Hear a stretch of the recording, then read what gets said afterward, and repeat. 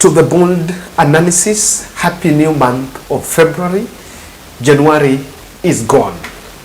And in this first video in February, I want to take you through the deep dive. I want us to dive deep into this scheme by Kenya Kwanza to replace these three judges of Supreme Court with, of course, a leaning team. And I want us to look at that. But before we look at it, I want to have two requests. Kindly subscribe to our channel, click the notification bell, and also like our video. Now, I just realized, guys, there was some job opening for some online writing, and I got overwhelming requests, people asking for those jobs. Then I've just realized, kwamba niko na many viewers who are doing that work, and I'm opening up. Kama you are out of the country, you can access these jobs. I'll be the link at no cost. You can just, if you get a request, unataka mtu afanye, you can link to me, then at least pick one or two from my phone book, then just share to you. I just realized there are a lot of overwhelming requests. Now, the other opening that I got, I think it has already been, I think someone has already been given, and so it's no longer available. But I've just realized quite a number of us are in need of that and are doing it. So kindly, ukipata nafasi, share with us. I want you to look at this screenshot, this newspaper story. This is an article that was published by Nation, and it is the plan by Kiambu Senator. And I want you to look at what they've done. Now, early January, immediately Ruto started this aggression towards judiciary. There was a letter that was written to Amazon Kingi by Kiambu Senator Karungo Wadhangwa, asking for the repeal of High Court Act and the Judicial Service Act. These two these two amendments, all are geared towards altering the composition of the JSC. JSC is the body that is hiring judges and is actually the umbrella body for the judiciary. And according to the experts, this amendment clothed, and I'm using the word clothed, packaged, clothed as a plan to boost transparency and accountability in judiciary, is proposing that religious organizations be represented in JSC, mwananchi represented in JSC, and someone from parliament, another nominated the JSC, and another one, some other, I think someone also from other bodies be represented in JSC. So to spread the spectrum of the membership there. And the proposal has two ways. That if the parliament cannot amend those two acts, then they are also asking Martha Koome, because Martha Koome, who is the president of judiciary and the head of JSC, can also use her administrative powers to effect the composition of JSC, and Martha Koome has declined. So that proposal has created a discussion with the experts raising questions on the motive and why the executive wants to alter the membership of JSC. So what do we know? Judicial Service Commission is the body that hires judges, Supreme Court judges, and all that. And I want you to watch this part. I think first you may want to understand. As we speak, the Judicial Service Commission has 11 members. And these 11 members includes Chief Justice Martha Koome. There's one Supreme Court judge that has to be picked from one Supreme Court judge, and currently it's Mohammed Khadir Ibrahim. Then you also have Court of Appeal judge, whose term, the one who was there, Warsami, was replaced by this lady here, Justice Fatuma Sichale. So Court of Appeal replaced the representation there. Then there's supposed to be one High Court judge and one magistrate, a woman and a man. Then LSK is also supposed to nominate two, a woman and a man. Then as we speak, the president has two appointees to represent the public. And that is the position that is being taken by Isaac Ruto. Isaac Ruto is a member of JSC. If you remember, he was nominated. And Isaac Ruto, and also another one, Mrs. Charity Kisoto. So President William Ruto still nominates two. And I want you to look at it. President nominates two. Now this bill is proposing some other three. So it's like they're adding other three that will still probably be approved by the president. And that picture is, many people are asking, even TSC is in charge of teachers, Teacher Service Commission. Even PSC is in charge of civil servants. But why is this model of including all there not being replicated in the others? And while I was just in the middle of this analysis, doing this research, normally I'm just I've just gotten this news and just proving that there was a plan to do away with the judges. And a petition has been filed by JSC just some 5 minutes ago, that Chief Justice, to remove Chief Justice Judicial-Koome from office over what is described as failure to adhere to the law while appointing members of Tax Appeal Tribunal. And a petitioner has put 5 accounts, not 5, actually 7 accounts. I just want to read for you each. One is the chief one. He argued that CJ failed to comply with the law by appointing more members than the number required by the Act. Number 2, while appointing persons to serve at the Tax Appeal Tribunal, the petitioner claims that CJ failed to conduct herself in a manner that promotes transparency. Number 3, also saying that Chief Justice allegedly failed the test of being selfless and based on public interest in executing her duties while appointing the members. He argued that Koome failed to foster public trust in the appointment of Tax Appeal Tribunal, and the CJ, Koome's actions in appointing tax tribunal members stipulates that leadership, conduct of the judge, judicial officers and staff are wrong. Petitioner also alleges that CJ Koome discriminated against persons who applied at the tribunal as members, and he also claims that CJ abused her office and subsequently burdened Kenyan taxpayers with 2 members who are not budgeted for. Well, and now that is it. So finally, even an appeal has actually, petition has actually been launched against CJ Koome. And as you get to the next bit, you will see actually going to give you the wider picture of more judges actually being targeted. It's raising suspicion. And in the next bit, I want you to look at these 2 instances. That is first red flag. The second bit is Ahmed Nasir has also been scandalizing the Supreme Court judges in what is seen as a strategy to create that animosity and to create the demand or the need to audit them. And I want you to look at this screenshot. I'm trying to get hold of it. There is a screenshot here about what Ahmed Nasir shared, and I want you to get it.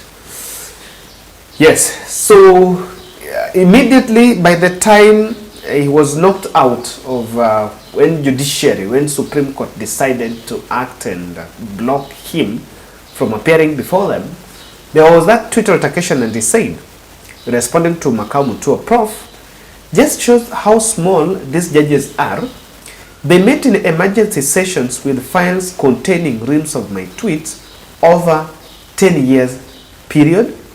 CJ Koome and her Rasputin read in the charges against me. Then in unison, they cried loudly, guilty as charged. They further agreed that the best solution to fight corruption in the Supreme Court was to refuse me audience. Good thing is that these judges have Kenyan neighbors. Can we hear from their Kenyan neighbors? I.e., how can a judge of Supreme Court buy 3 houses in 5 years in Lavington, Nairobi? How? While others own private properties worth millions of shillings under fake trustee deeds. So, of course, I don't want to say that those allegations are wrong, but remember they're not in court, so they still serve as just part of the smear story. Now, something has been interesting. Forget about leave alone even that Ahmed Nasir. I follow a Twitter by Sam Therese. Sam Therese does the same thing that Dennis Itumbi does. And there is some 3 million, this screenshot here, the contention about a blame being put on Martha Koome, where Martha Koome has not occupied a property that was bought for Chief Justice, while allegedly they are fighting housing levy.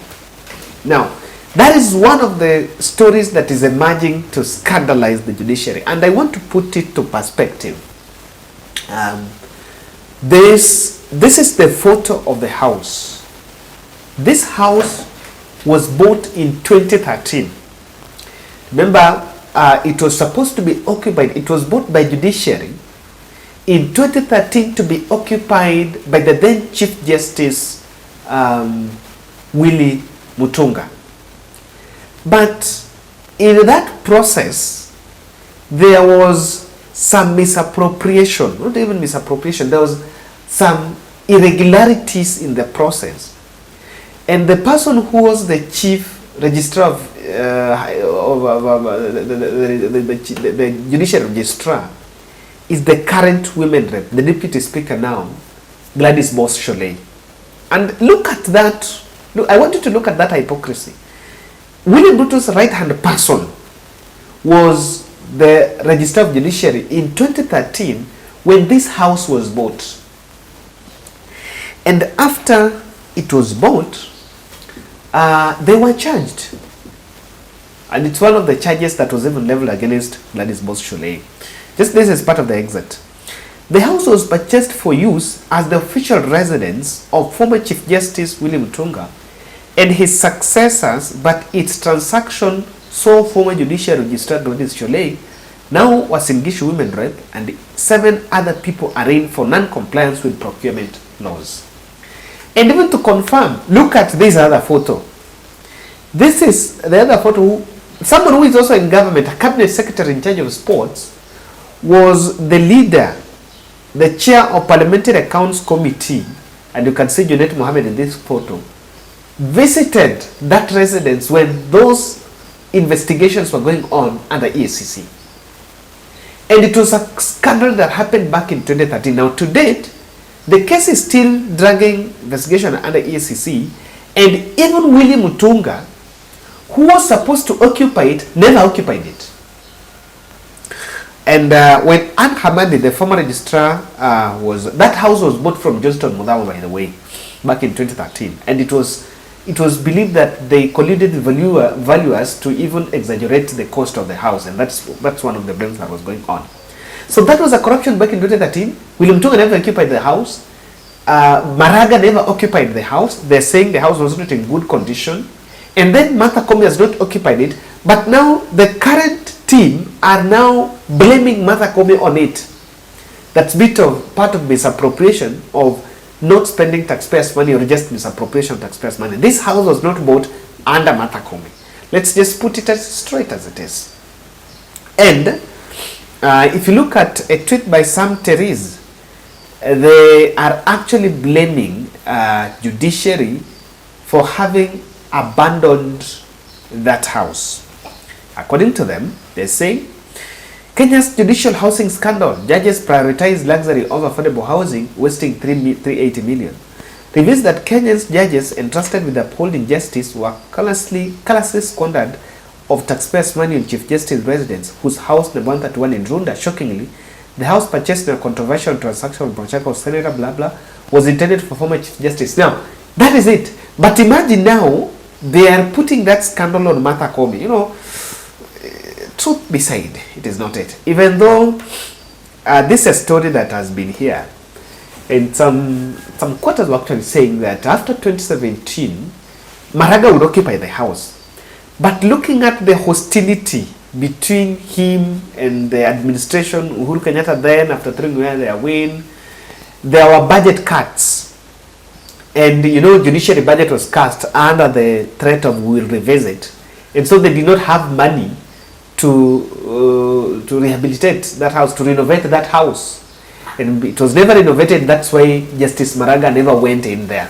So Justice Maraga Maraga opted to preferred staying in his own residence, saying that of course there's even no need for it. So you can see this is part of it. And so I want to tell you what is exactly happening. Supreme Court, there are 3 judges around Rada, and these judges were seen there. According to the law, a Supreme Court judge, like any other judge, is supposed to retire mandatory at 70 years. At 70 years, it's mandatory retirement. But between 65 to 70, you can retire at will. Okay, between 65 to 70, you can retire anytime there if you're willing. But if you reach 70, you cannot extend beyond 70. So if you look at the current bench, there are these 3 judges. Martha Koome is 65. Martha Koome is 65. We are in 2020. We are in 2024. So Martha Koome, if she has to retire, she can work a period of 10 years. The Supreme Court for a period of 10 years. And if she has to retire, she can retire in 2029. But between now and 2029, even before general election, if she opts to leave, she can leave. It's allowed. Number 2 is Philomena Mwilu. Martha Koome is 63. I'm getting it wrong. Martha Koome is 63. So next 2 years, she'll be viable for an early retirement. Then Philomena Mwilu is 65. Philomena Mwilu, if you add her 5 years to retire, then she will leave at 29. That will be 2 years after the general election. Now, because she's going to, that will be, and if she is to mediate a presidential election, then 2027 will be the last one. Those are the fellows that William Ruto would want to see in that bench. Then, Mohammed Ibrahim is 68. Mohammed Ibrahim is supposed to retire in the next 2 years. So, for him, 2026 will be out. Now, these are on radar. And that is why it is really something that has to be relooked. Why? Someone wants to alter the composition of JSC, because JSC is the body that will hire even Supreme Court judges. It's the body that will conduct the interviews before the names. In part of that process, the hiring body is JSC. And remember, this is also the hiring body that hires even other judges. So the proposal to widen the spectrum is suspect, and of course is akin to political infiltration. And that is the danger that has been raised. When you think this is happening, it is very predictable, and I can tell you guys that with the current winning popularity of William Ruto, the popular vote might not be very easy to sail through. The popular vote might not be very easy. I've just seen them running some hashtag getting Kalonzo hates Kikuyus. I'm seeing that such a hashtag. And Kalonzo has not even started campaigning. So, Martha Koome, and so that means 2027 we still want to maybe have such a bench. Remember, we've also been at a situation where there is some aggression towards the judiciary. So if someone is looking for a simple leading bench, then there is a high probability that the current crop might be vouching for a different team. This brings me to these 3 aspects that I think then the interpretation of all this. Number 1, Azimio must hold stronger on the rule of law. And in fact, one thing we need to really look at, I was reading some, I listened to some judge, just reading something on the contempt of court. Contempt of court can only attract a 6 months jail term or a fine or both. 6 months. Look at how weak is that, and that is why you see people in leadership, they can just defy court orders. Even as we speak, the TSC has acted and has deducted the housing levy, and even Parliamentary Service Commission has deducted the housing levy from parliamentarians, and even that's from teachers, against the Court of Appeal judgment for that collection to be stopped as the process is being streamlined. And so someone was saying, even if TSC is found guilty of contempt of court, then the only punishment is a fine, which they can pay, or 6 months jail, or both. You look at that, I think we must tighten the punishment on the contempt of court, because there is some loophole that some people are actually exploiting there. Number 2, Martha Koome must stand the ground and stop political infiltration. There are some judgments. For example, I don't buy a situation where you want to take a representation from parliament to be in JSC. If that is so, then why don't we have someone from judicial represented in parliament? Because the ones in parliament are representing executive. And now they also want representation JSC. Well, JSC, the judiciary is supposed to oversight even parliament. The laws passing from parliament needs to go to judiciary for them to be filtered. Now, are they in contravention of the law? Then they are demanding that it be there now. If parliament is supposed to pick a representation there, parliament, if it is supposed to pick, they will pick from the majority side. Even if it is subjected to voting, it will be from majority side. Which will mean that the president will have many representatives, and the president will even have a majority in that JSC. With that, I'm telling you, executive is going to have their way. Number 3, things are tough. And I think narrative of Azimio wobbling will be very bad news to them and even to this country. Because for 2027, you need a landslide in popular vote. Otherwise, things are not going to be easy, because Ruto is not going to be a pushover, even in the corridors of administration of justice. Ladies and gentlemen, that is my take. Thank you very much for supporting my podcast. I am still reminding you that if you are out of the country, uko maju, Europe, you are in an institution, and you do get these online jobs, just get to my WhatsApp number there. I've just put my WhatsApp number there. Contact me, share me those links so that I can also share. I just realized, what?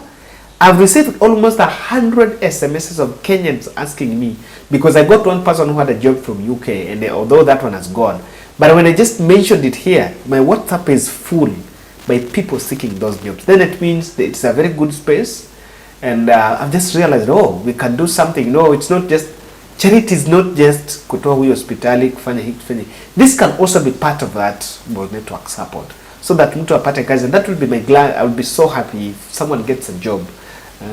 Those are the things that make life. That is what is called humanity. That is, I've always been saying that humanity comes first. And for me, if this platform, apart from this information, it can be a space that can also support other people, that's my joy. That's my joy. Because wakipata, tukifanya charity, watasaidia. Sababu watu wapata usaidizi. So let's support. If you have an assignment, you do, and uko nje, you have those jobs, get to me, get to my WhatsApp, so that I can link you with the people in my, I will just send all of the numbers I have, then where unaongea na mwenye umepata, kipata ni sawa. That's my take. Thank you very much for watching. Asanteni.